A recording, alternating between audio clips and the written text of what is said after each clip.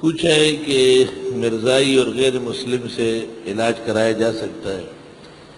مرزائی کے متعلق علماء کہتے ہیں کہ وہ بغیض ہے اور محاربہ ہے، نہ کرایا جائے، اور حرام اشیاء کے ساتھ علاج معالجہ جائز ہے جب اس پر صحت یا زندگی موقوف ہو۔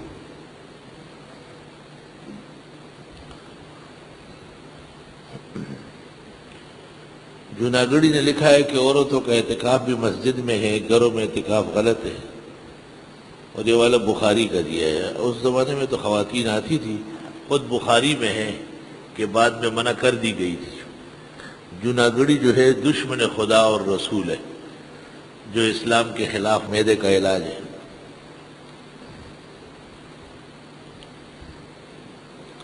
نماز روزے کی فرضیت کون سی ہجری سال میں ہوئی؟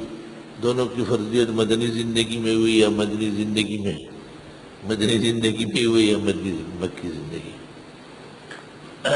نماز تو بہت پہلے سے فرض ہے، اور 5 وقت نماز پر ہجرت سے 2 سال پہلے سن 11 نبوی میں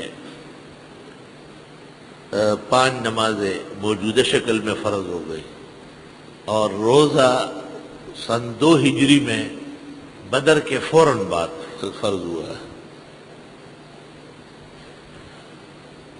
روزے کو خواب دے کر خود کو اور چچا کو جیل میں پایا ہے، تعبیر بتائیے کہ بغیر تاخیر کے صدقہ خیرات کرے۔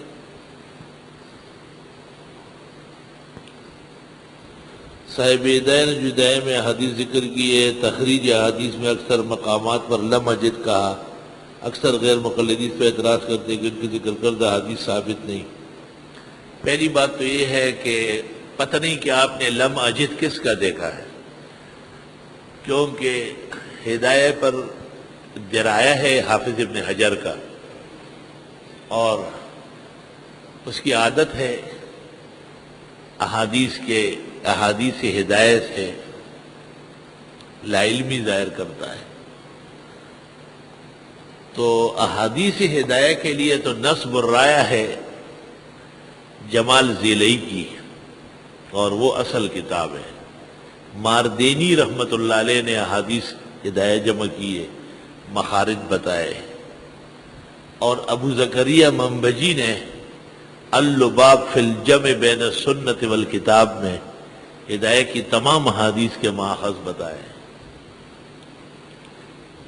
تذکرۃ الرشید میں حضرت گنگوئی کے ابتداء میں جو القاب لگائے گئے ان میں ایک لقب غوث اعظم بھی ہے۔ تذکرۃ الرشید خود اور اس میں مندرجات مسلک دیوبند کے خلاف ہے۔ وہ قاری طیب صاحب نے لکھا ہے کہ یہ کتاب بما مصنف کے ناقابل اعتبار ہے۔ اس میں اور بھی بہت نامناسب باتیں بزرگوں کے متعلق لکھی ہے۔ اعوذ باللہ من الشیطان الرجیم، بسم اللہ الرحمن الرحیم۔ یسألونک عن الأہلہ قل هي مواقیت للناس والحج وليس البر بأن تأتوا البيوت من ظهورها ولكن البر من اتقى وأتوا البيوت من أبوابها واتقوا الله لعلكم تفلحون وقاتلوا في سبيل الله الذين يقاتلونكم ولا تعتدوا إن الله لا يحب المعتدين۔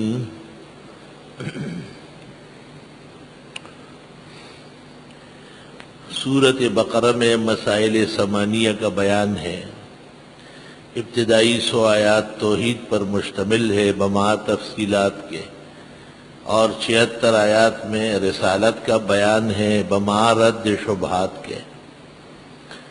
177 آیات سے جہاد کا مسئلہ ہے، اور جہاد کا پہلا مرحلہ مجاہد کی تربیت کا وہ بیان ہوا ہے، اور اس کے لیے 5 معتقدات اور 5 عملیات بیان فرمائے تاکہ مجاہد پختہ رہے، ثابت قدم رہے۔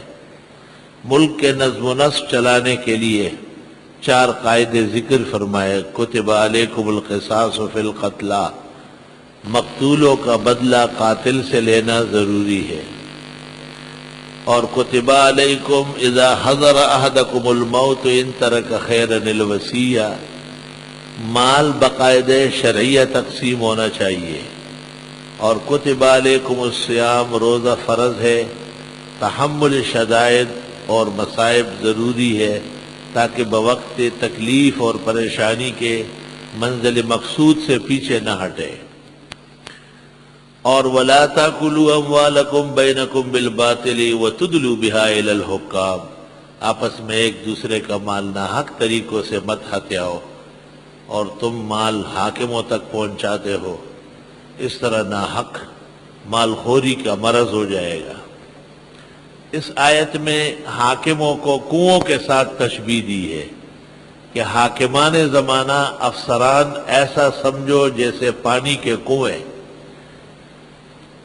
پانی کے کنویں سے جب پانی نکالا جائے تو وہ آباد رہتا ہے، اور جب باہر کا پانی اس میں مل جاتا ہے تو کنواں ویران ہو جاتا ہے۔ وہ کام کرے اور لوگ انہیں رشوت نہ دے تو نظام سلطنت امن کے ساتھ قائم دائم ہوگا۔ یہ 4 قوانین السیاست المدنیہ کے طور پر ملک کے نظم و نسق کو عمدہ طریقے سے چلانے کے لیے ہے۔ اب تدبیر المنزل کے طور پر القواعد المنتظمہ لتدبیر المنزل، ان کا بیان ہے۔ چنانچہ ان میں پہلا مسئلہ ہے انفاق کا، اللہ تعالیٰ کے راستے میں خرچ کرنے کا۔ 215ویں آیت ہے، وَأَنفِقُوا فِي سَبِيلِ اللَّهِ۔ اور دوسرا حکم ہے قتال کا، 216 نمبر آیت ہے۔